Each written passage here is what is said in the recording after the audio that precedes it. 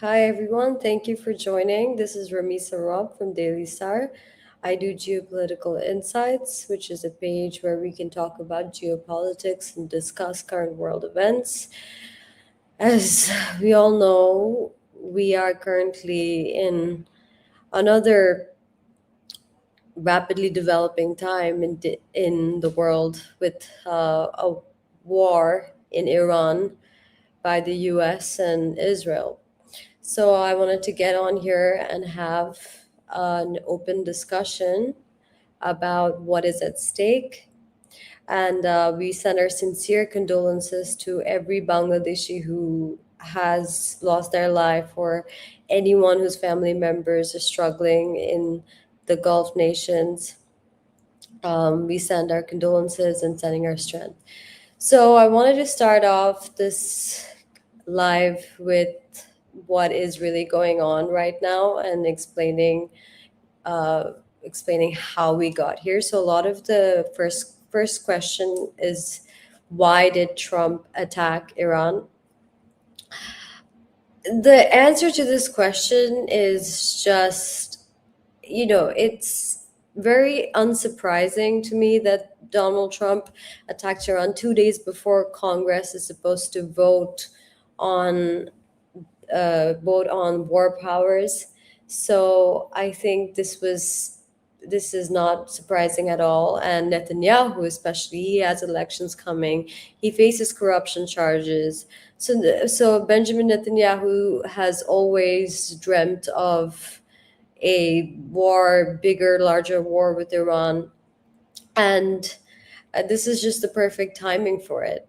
Uh, but as it happens, the CIA had been following and tracking uh, Khamenei's movements for the last few months since the 12-day war, which was 8 months ago. And they actually knew that Khamenei and his top commanders are going to be in his compound, and so they had the warning, and it was a precision strike where Israel and the US have been sharing a lot of intelligence and deepening their intelligence on Iranian leadership since the 12-day war.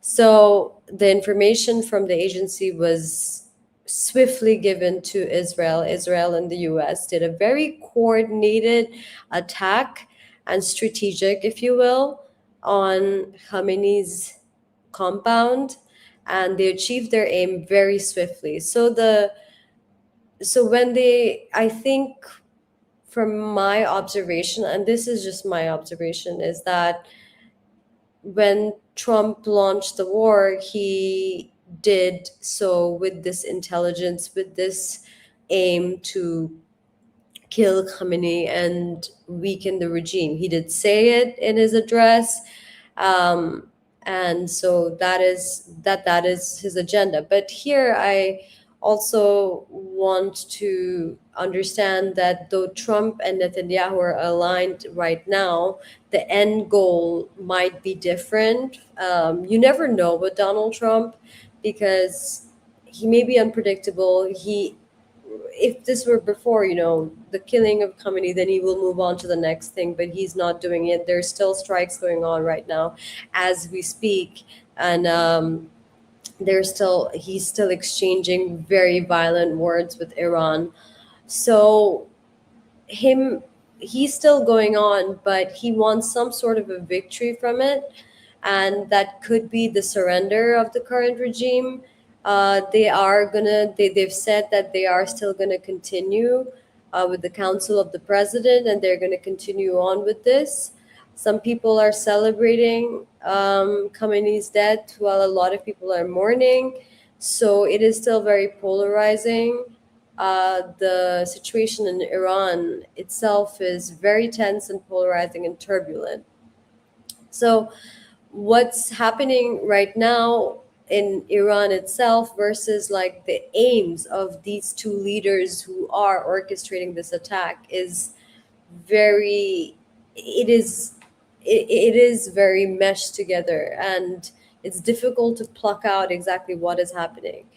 Trump's agenda to say the least, is we just don't know what it is. But Benjamin Netanyahu, wants a greater Israel. He has said that. He wants a greater Israel with more political power. He wants to be able to have political power in Middle East. So he's wanted this, and he presents this as an existential threat. So he attacks with the precursor of self-defense every time because it's an existential threat. He's been saying this for the longest time. And so the we just had a question coming in. The answer to the question is that the council of the president is going to be running Iran currently. That's what Iran has said so far in response. Um, so what I was saying about Netanyahu, and he wants to have a strategic win in order to dodge the corruption charges and also his own responsibility for October 7th. Um, but unlike previous wars between Iran, US, and Israel, this current one hit the doorstep of the Gulf nations. Now, this has happened never before. We've seen yesterday, last night, bombs, missiles in Dubai, in the Palm Jumeirah, and in Doha, in six nations which are, they're the oasis of peace and stability in the Middle East. This has never happened before. This is completely uncharted waters, and uh, I was personally very confused with the strategy, and I felt that maybe Khamenei is dead last night, and because it seemed like it was not grounded in strategy in order to attack air bases, but not just air bases, also civilian was killed in Abu Dhabi, and Iran just lacked strategy. It was this sort of it has always historically had a difficult relationship with its neighbors, and now it's attacked every single it's attacked 7 to 8 Gulf nations. It's attacked Qatar, which has been its friend. This was not like the 12-day war. This where attacks happen with warning. They have been attacking the air bases, no warnings for the civilians of these Gulf nations, so endangering them as well. And this is very different compared. Iran is showing a lot of vulnerability compared to the alliance that is US and Israel. They had a very coordinated response, whereas Iran is really just throwing missiles in Gulf nations. Um, the UAE, in many ways, with the normalization with Israel, makes a bit of sense for Iran, but um, but really to the fact that, and just Saudi Arabia as well, it is a country that Iran and Saudi Arabia have been historic rivals. Over Yemen in 2019 as well, Iran attacked the oil facilities. So them attack. So the relationship that they have with Saudi in 2023, China brokered a detente, and then since then they've had a civil relationship because it putting their historic rivalry behind and taking geopolitical interest and having a transactional relationship. So to have that sort of restraint, then to now break it, is a very confusing move, because now is the time when Iran needs allies, and the Arab states are obviously, they're not happy at all. Saudi Arabia has condemned. Saudi Arabia was not was not for this war at the beginning. They're allied to uh, the United States. Trump and MBS have a very close relationship, especially with Jared Kushner, Trump's son-in-law.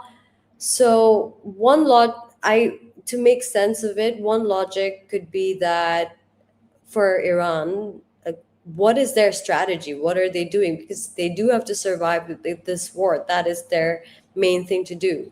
So one strategy could be that they're attacking the Arab states so that these monarchies go to Trump and pressure Trump to say that, okay, to back off and stop these attacks on Iran. That could be a strategy. But the way the Arab states have been reacting and the way that today they increase the attacks even more, Iran, it doesn't seem to be a coordinated response. And instead, it's creating a lot of instability in the region.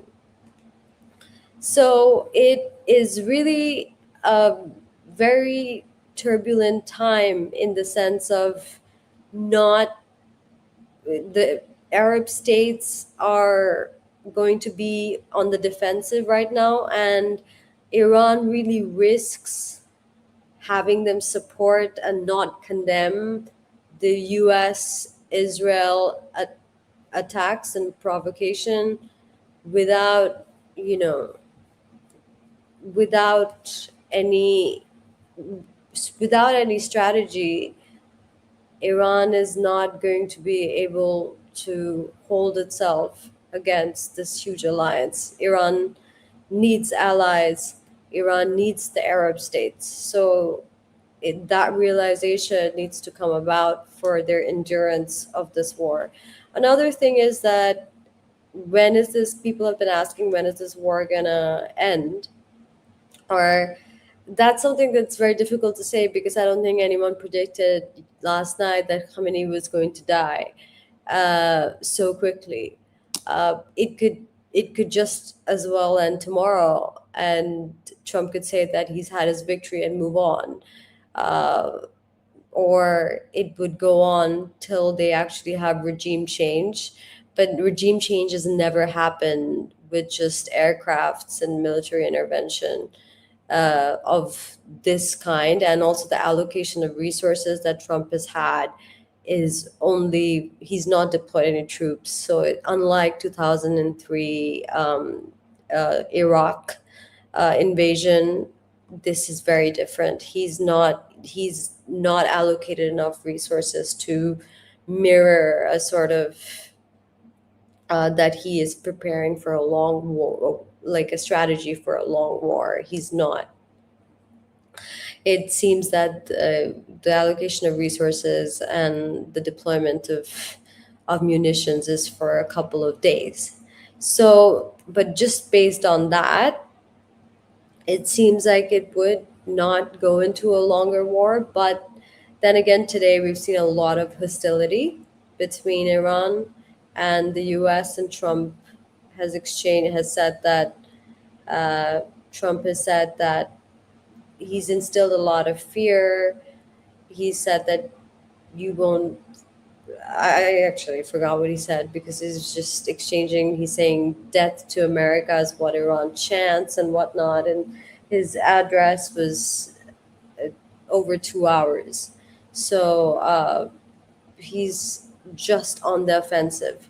I think we had a question come in before this live about what this means for the international rules based order. So these series of events that Trump has been culminating, and especially with Iran and the US and Israel, I think the rules based order has become redundant a long time ago. It's international laws apply selectively, and as we will see here, as we see like European nations are condemning Iran, whereas they're not condemning the US and Israel who who started the war. And is the war, and without any imminent or real threat, is that legal? But is international law going to hold them accountable? Or it's not. It's just not. We know that. We've seen it. There's been a precedent over and over.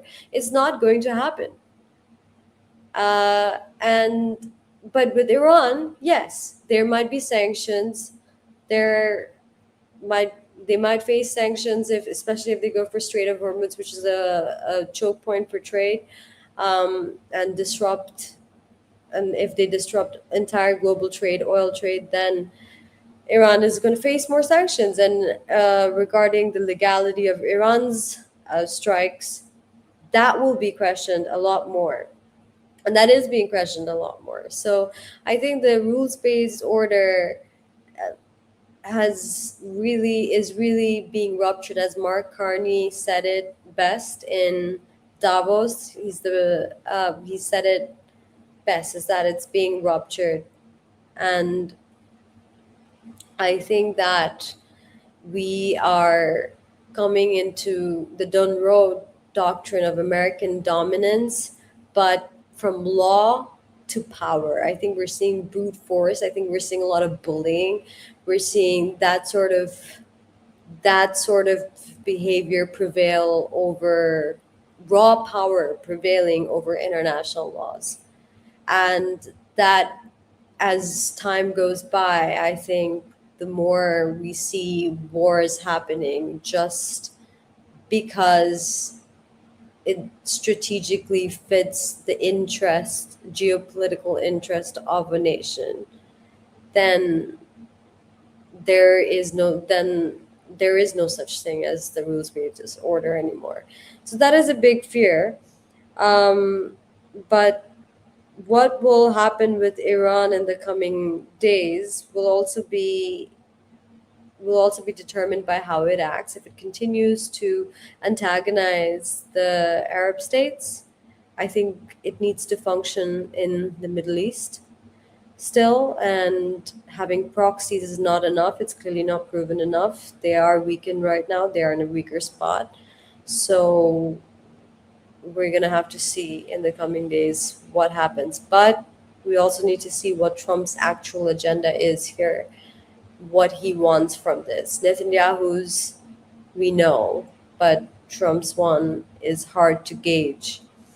It looks like it will be a war of days, but the uncertainty of it lies in, again, what is the agenda here?